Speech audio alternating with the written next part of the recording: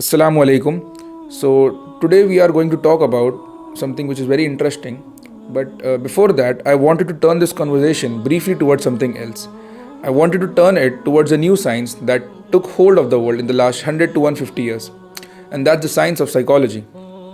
Before psychology, when a human being experiences difficulty, or when a human being experienced difficulty emotionally, and they went through a tough experience, or they wanted to overcome their sadness and their grief, for example, right, they would just turn their face towards religion before psychology, or they would just turn towards philosophy, because philosophy asks the questions like what is pain and why is there suffering in the world, what is this world all about, right? So philosophers try to answer this question, but so this doesn't matter what religion, but people turn towards religion to answer their questions of the things that were troubling them in their heart. But then philosophy and even the spiritual study of spirituality, they basically got replaced slowly with this new thing now we call psychology. And a psychology is an attempt to understand ourselves, understand our deepest thoughts, understand our subconscious, understand our emotions, understand other people's behavior, our own behavior, right? So you people go to a therapist and say, why do I get so angry all the time? Like why can't I stop crying? Why do people treat me this way, etc., etc. And as like students of psychology, they can understand it. Like it's a very elaborate science. It's an exhaustive study. It's just not one subject. It's actually multiple departments like social psychology, personality psychology, abnormal psychology. There are worlds within worlds, and people have dedicated their entire academic careers to exploring more and more areas of psychology. All of it, by the way, is connected to something in the Quran. Allah subhanahu wa ta'ala said that we'll show them our signs inside themselves. And what is psychology doing? It's an exploration of the self, right? But when it removes the concept of God fundamentally from the equation, now as per I said like science without purpose can give you chemical weapons, and it can give you addictive drugs. Psychology with the removal of purpose or the removal of Allah from the equation, what does it give you? So something has to be there, like the ultimate truth. And for what has happened in the world of psychology, and what's even crazier, is not just in academic psychology, but because of social media, something else have happened. And before I get to these observations, and that is in any subject, let's say physics, and let's say mechanics. Like there are people that actually know mechanics, and they actually know physics, like, and those are professors and PhDs and researchers, but they don't have a YouTube page. And on the other hand, there's an 18-year-old who's reading a couple of books on it, and like he's got 5 million followers on his YouTube page, and he's much more popular, a content producer on physics, even though some of his physics are a joke. If academics actually looked at his work, they'd say, what is this? Like he's got more followers because now you can present content in a more interesting way. Even if it's not well researched, it will sound convincing, right?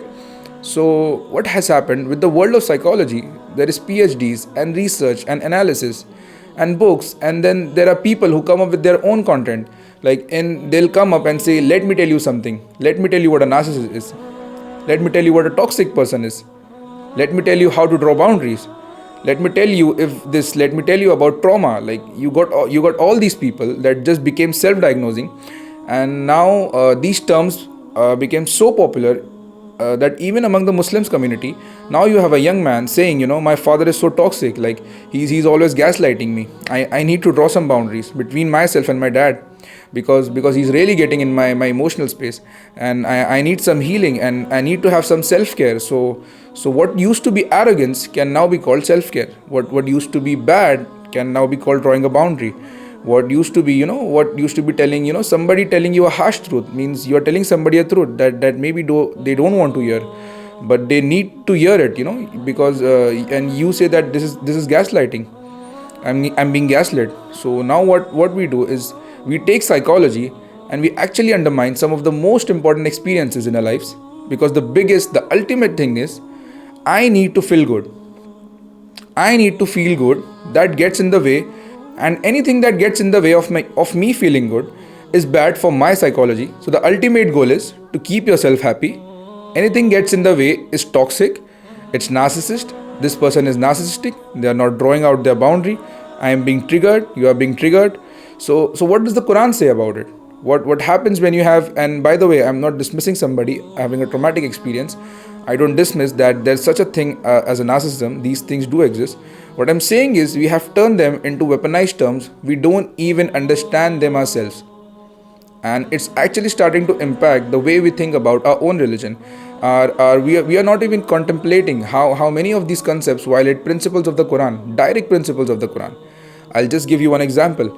In Quran, Allah subhanahu wa ta'ala said, and this is what I recited, Allah subhanahu wa ta'ala said, whatever calamity happened to you, whatever struck, any kind of calamity that struck somebody, like for example got in a car accident, somebody got diagnosed with a disease, somebody's family member passed away, somebody lost a job, somebody got into a fight with their spouse and they are getting divorced, somebody ran away from home, somebody that they don't want to deal with their family anymore, so they blocked every number and now they're just gone forever. You have a brother that doesn't talk to you anymore, won't pick up your calls, like won't respond to your messages.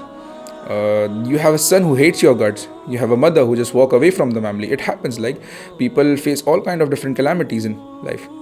So the first thing Allah says, nothing struck anyone ever except that Allah subhanahu wa ta'ala allowed to happen.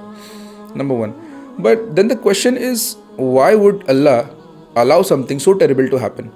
So Allah says sometimes in the ayah, there are many ayats on this, but Allah subhanahu wa ta'ala said, Allah teaches a powerful lesson. He says, whoever truly has faith in Allah, Allah will guide that person's heart. Allah will guide their heart. My heart feels anxiety. My heart feels anger. My heart feels sadness. My heart feels frustration.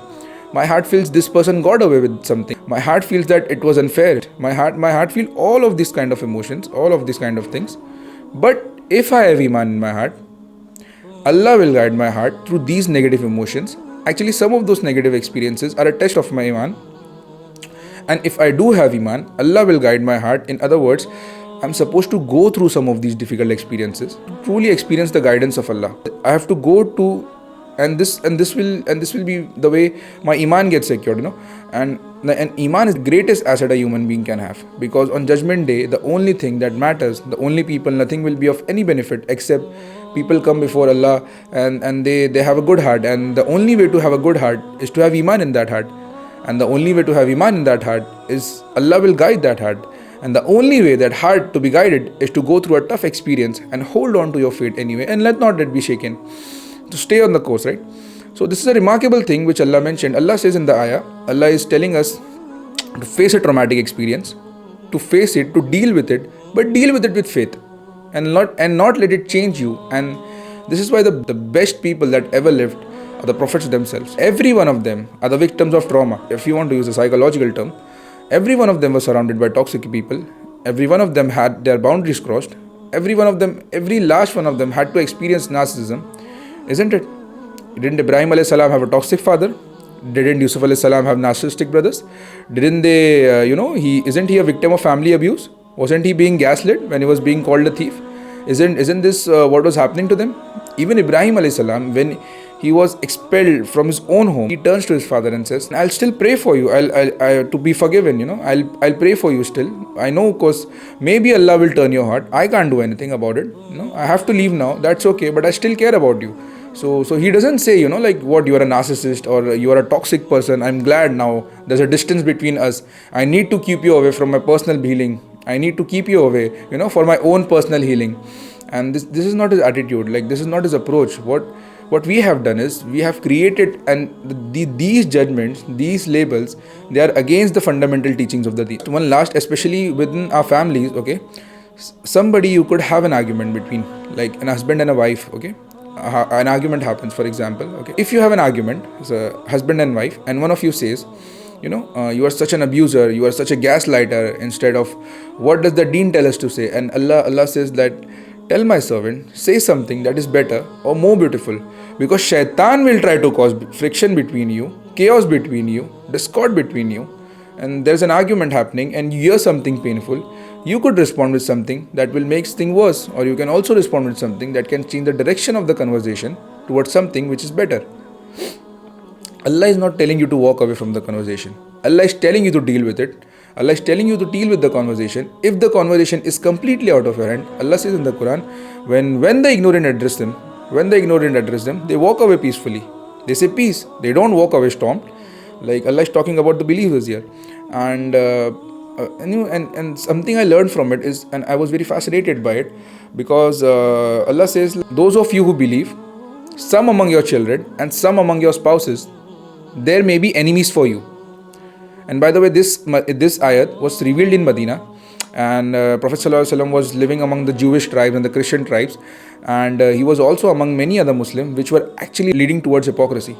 And you don't know if your family who really has iman and who doesn't. And the Prophet ﷺ was getting ready for Badr, and some of the family members, like some of the tribes in their family, they were saying, like they were having conversation, why are you going to get yourself killed? Stay at home. Like, and they're trying to hold you back. Why do you have to go every morning at Fajr? So you can just stay, and they're having these conversations, and Allah tells them that there may be among you, so people, that the family is so extreme, they might be even enemies for you. That extreme, I mean, you don't use this as a term and go home and say, now, like, I know what you are to me. So no, it's an extreme case. And let's say, even if it's an extreme case, the words are not lightly used in the Quran, okay? But for example, let's say this is an extreme case, fine? An extreme case. An extreme case can exist. An extreme case where your own spouse and your own children, according to Allah, are what? An enemy. Well, what do you do? So from the pop psychology perspective, the Instagram psychologist can tell you what you should do in such extreme cases is you draw some boundaries, you walk away, you heal yourself, declare them abusers and all this stuff. And what does the Quran say? Okay, so Quran say, like, if you can forgive them, if you can overlook, if you can just cover their mistakes. Okay, at one point they became really aggressive, but now they are really sorry about that. So don't bring it up. Like, again, like safa in Arabic, it's like safa and safa, it means to turn the pages. So like, people are, it's really hilarious. Like, people say, like, I remember what you did from last year, I still remember those words, right? No, okay, so forgive me. No, I'm still traumatized about that. Okay, but you also said this. Just all Allah is saying, like, if you can just turn the pages, then Allah is forgiving too. Maybe things will reconcile. Even in the worst case, there is room for reconciliation. There is room for making things better. But if the hearts are not, like, if you're too absorbed in yourself, like, you're not going to look for a solution. The only thing you want to serve is your own wishes. And so this is the last thing, like, I will share with you. The directions that psychology is going is now pop psychology. It's remind me of the ayah of Allah says in the Quran, did you see someone who takes their feelings, their empty feelings, and it turns, like, they turn it into their God. Like, the God has become their feeling. And Allah allows this person to be misguided.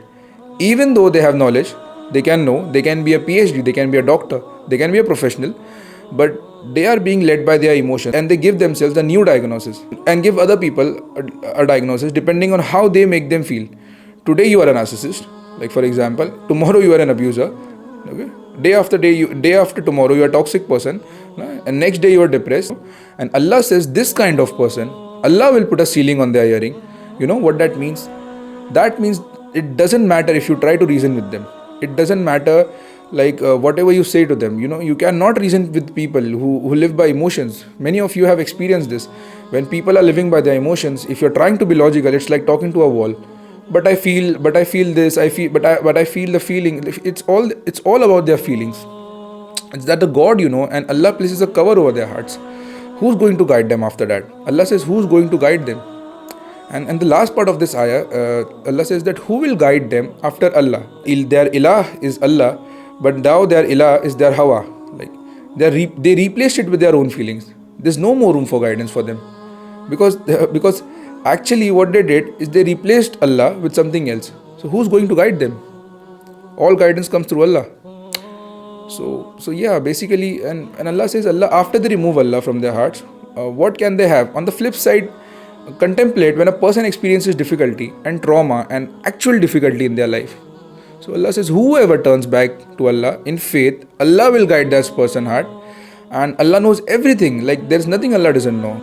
So may Allah guide our hearts and not allow us to become, worshippers of our own feelings, and actually remain worshippers of Allah in the depths of our heart. May Allah not make us one of those who easily pass judgment on others unjustifiably, And I know this already, this is already over, but one last thing I will share with you is, we cannot judge another person's heart in Islam.